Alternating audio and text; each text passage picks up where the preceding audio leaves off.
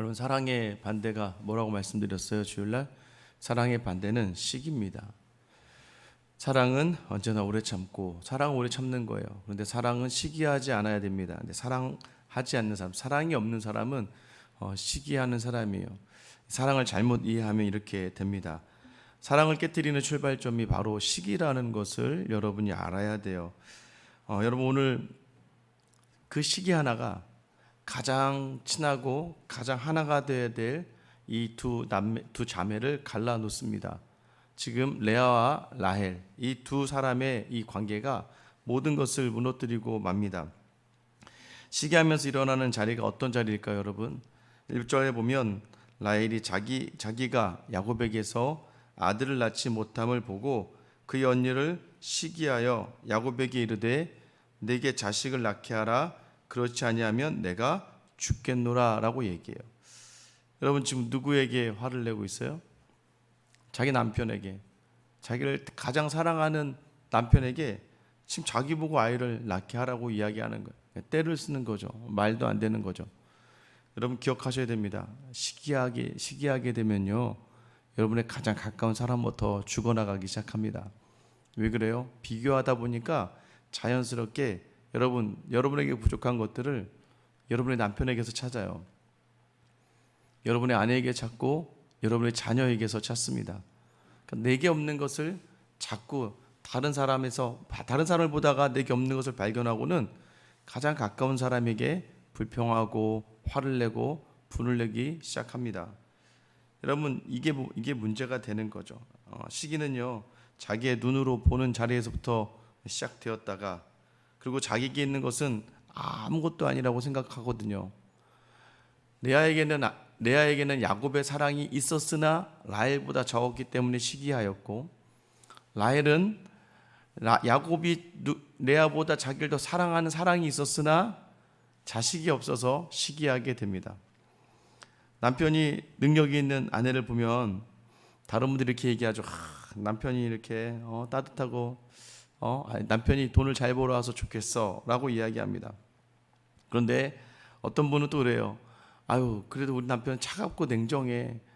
우리 남편은 그래도 그래도 남편은 인성이 좋잖아, 따뜻하시잖아. 그럼 뭐해? 남편 돈을 못 버는데. 이쪽은 뭐라고 해요? 그럼 뭐해? 우리 남편은 차갑고 냉정한데.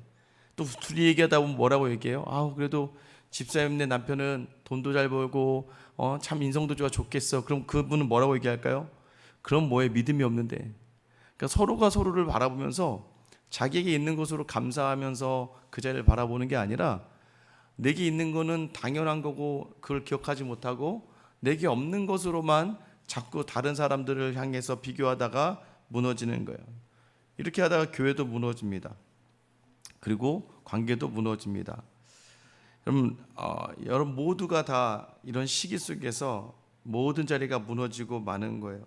결국은 이 시기는 공동체의 갈등과 불화를 만들어냅니다. 그러면서 자연스럽게 여러분 무엇이에요? 다 남의 탓이 되고 말아요. 여러분이 오늘 살아가면서 자꾸 나의 문제를 돌아보는 게 아니라 내 남편과 내 아내, 자녀들을 향해 바라보고 있다면 여러분의 마음의 자리를 지금 돌아보셔야 됩니다. 내가 이렇게 된 거 아니에요, 여러분. 오늘 야곱도 이제 참다 못해서 한마디 하죠. 2절이죠. 야곱이 라헬에게 성을 내어 이르되 그대를 임신하지 못하게 하시는 이는 하나님이시니 내가 하나님을 대신하겠느냐. 레아를 통해서 4명의 아들을 낳았습니다. 결국 야곱의 문제가 아니라는 것을 알게 되죠. 결국 라헬에게는 뭐라고 이야기하냐면, 야, 그거 내가 하는 거 아니잖아. 하나님이 안 주는 걸 어떻게 해? 여러분, 이 말도 사실은 라헬에게는 큰 상처가 되겠죠. 오죽했으면. 야곱이 이 레아와 라헬 사이에서 또 레아를 시기하는 라헬을 보면서 얼마나 마음이 어렵고 힘들었으면 이런 이야기를 하게 되었을까요? 결국 이 자리가 이제 극단적으로 치닫기 시작합니다. 여러분, 시기하면은요, 이제 그것을 인간적인 노력으로 막 채워넣으려고 합니다. 3절에 보면 라헬이 내 여종 비라에게로 들어가라. 그가 아들을 낳아 내 무릎에 두리니 그러면 나도 그로 말미암아 자식을 얻겠다. 이제는 언니하고의 경쟁에서 자기 여종까지 끌어들이기 시작하는 거예요. 자기 여종 비라로에게 들어가서 아들을 낳아라. 그럼 내 아들이 되는 거예요. 내가 주인이니까. 그럼 똑같죠. 예전에 이게 아브라함의 사라에게도 일어났었죠. 하갈에게 들어가라. 그렇게 해서 아들을 낳을 거라 생각하는 것이죠. 그래서 비라에게 들어가 아들을 낳습니다. 그러니까 야곱이 그래도 라헬을 사랑해서 라헬의 마음을 좀 헤아려 주려고 그렇게 여종에게 들어가서 아들을 낳습니다.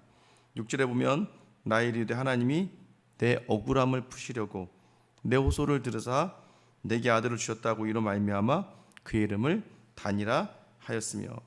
여러분, 자기의 어려움, 억울함을 풀어주셨대요. 사실은 자기 힘으로 다 한 거죠. 자기 힘으로 다 해놓고서 뭔가 자기 위안을 찾아야. 신앙생활뿐만 아니라 살아가다 보면 여러분, 이제 이 극단적인 시기는 어떻게 되냐면 자기의 것 하나를 굉장히 극대화시켜요.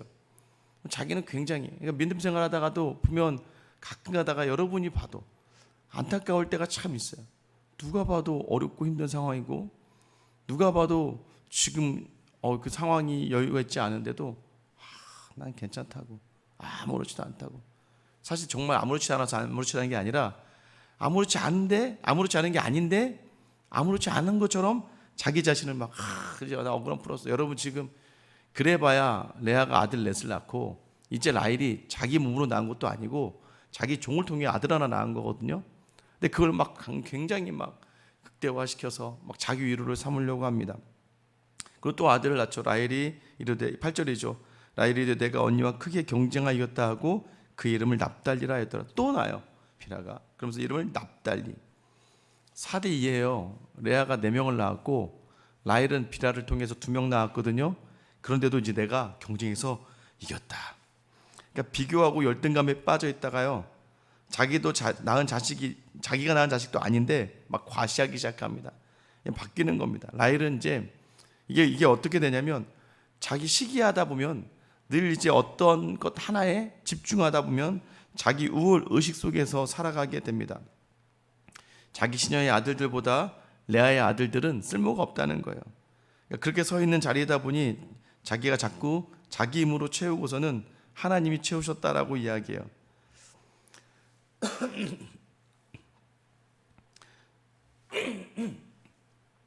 아무것도 가진 것이 없으면서 다른 사람을 쉽게 무시하게 됩니다.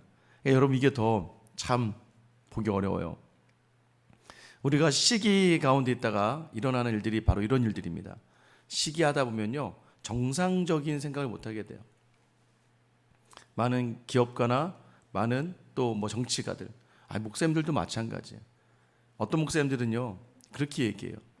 자기는 큰 교회 안 한다고. 대형 교회 봐야 그거 다 세상적이고 자기는 그냥 자기 이렇게. 근데 그런 분들이 정말 괜찮아서 그런 얘기를 하는 게 아니란 말이에요. 자기의 작은 거 하나에 그냥 집중하면서 저건 잘못된 거. 그러니까 내게 있는 것만 정말 좋은 거고 저 사람들이 가지고 있는 거 저거 다 세상적인 거고 세속적인 거다. 그러면서 자기 스스로 합리화시키려고 하는 경향이 시기로부터 시작된다는 걸 알아야 돼요. 저는 요즘에 느끼고 있습니다. 교회는 하나님이 정해주시는 거예요. 작은 교회는 작은 교회대로, 큰 교회는 큰 교회대로 해야 할 일들이 있어요. 간혹 보다 보면 큰 교회가 아니면 못하는 일들도 있거든요. 그리고 또한 그 모든 부분들을 서로 합력해서 같이 예수 그리스도의 머리 되어 세워가는 것이죠. 그러니까 목회자들도요, 한 번 시기하기 시작하면요, 목회자만큼 정말 자기 합리화시키고 자기 중심적으로 작은 거나 집중하면서 무너질 수밖에 없는 그러한 인생이 있을 수밖에 없습니다. 여러분 기억하셔야 됩니다. 영적인 것은 사실 쉽게 배울 수 없어요. 그러나 인간적인 것은요 쉽게 배웁니다. 오늘 우리가 지난주에 레아에 대해서 배웠죠. 레아가 아들을 억울했는데 아들 낳으면서 르우벤 하나님 보고 계시다. 다음에 시몬 하나님이 들으셨다. 그래서 하나님과 우리는 함께한다. 그리고 유다 하나님을 찬양한다.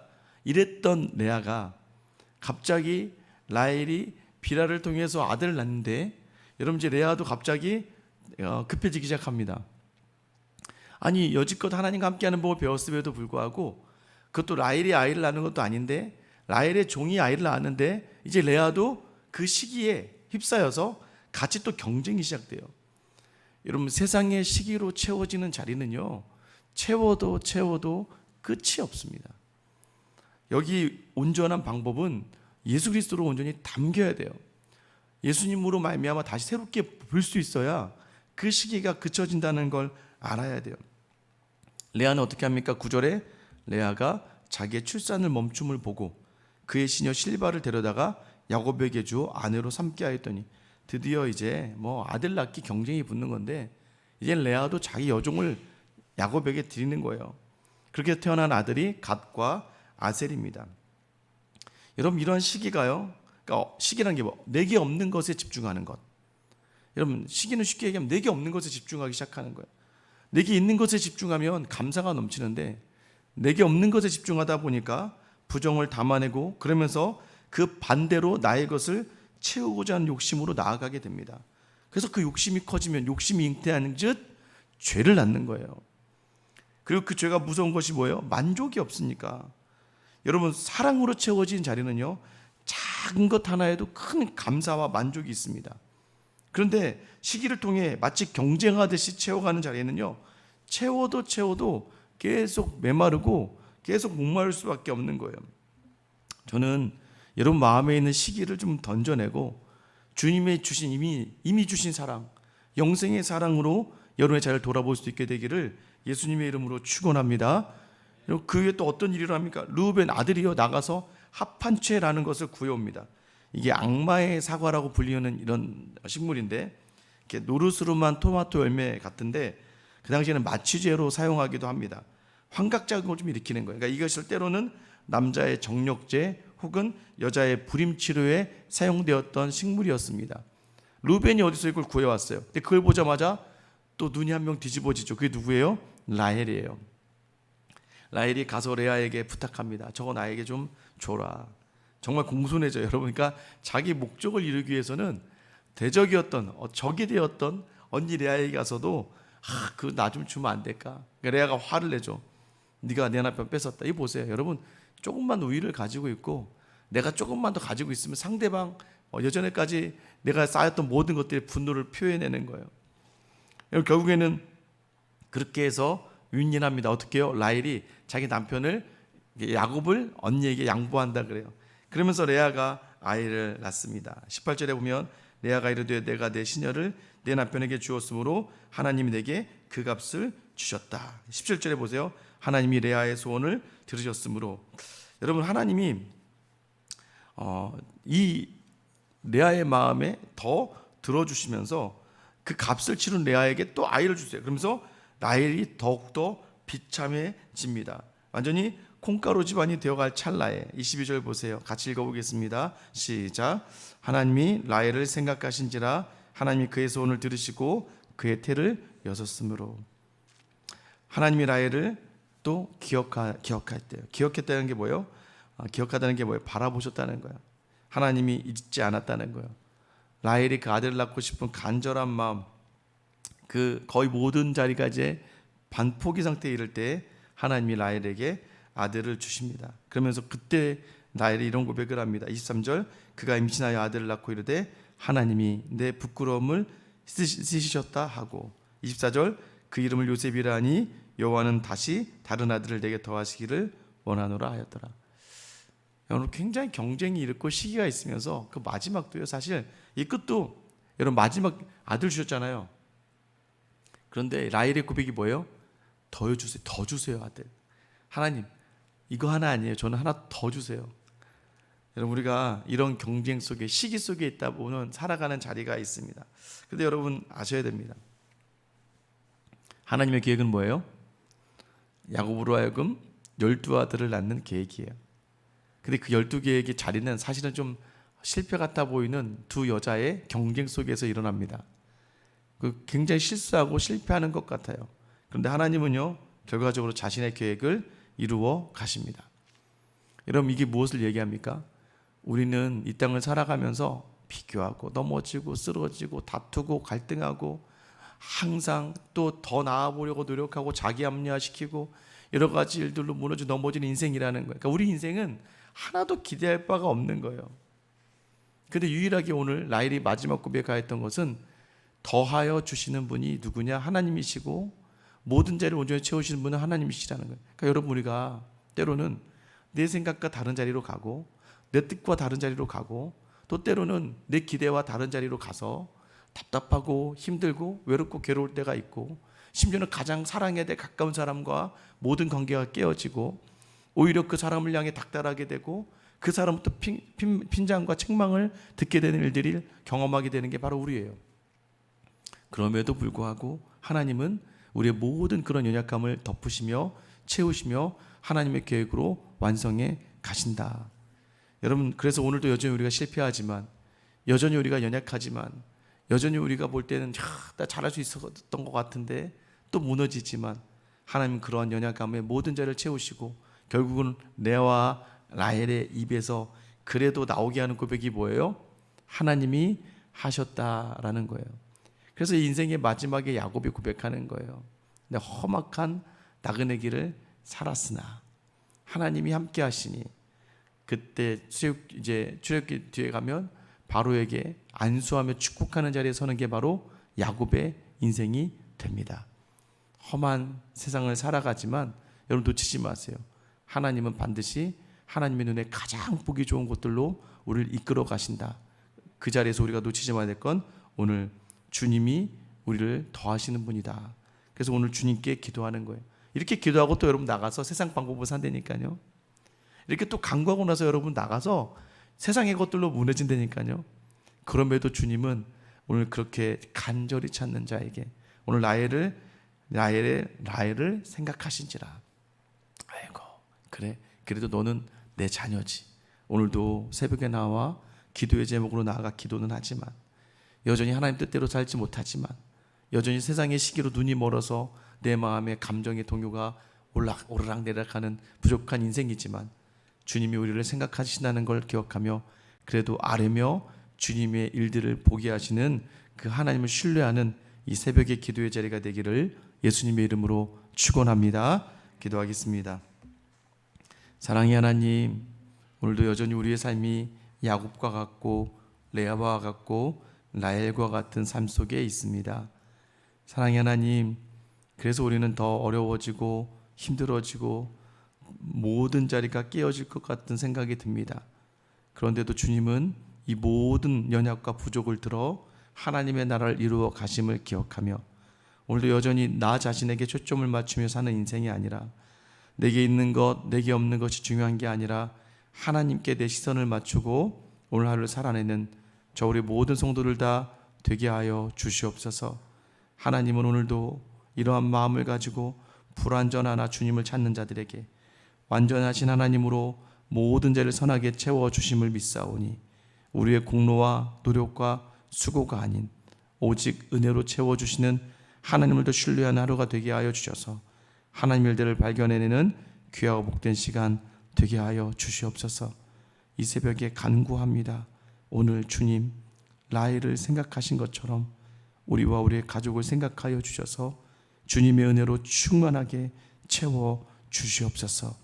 이 은혜를 간절히 소망하며 확신하며 나아가는 우리 모두에게 반드시 응답하여 주실 우리 주 예수 그리스도의 이름 받들어 기도드립니다. 아멘. 여러분, 이 시간 기도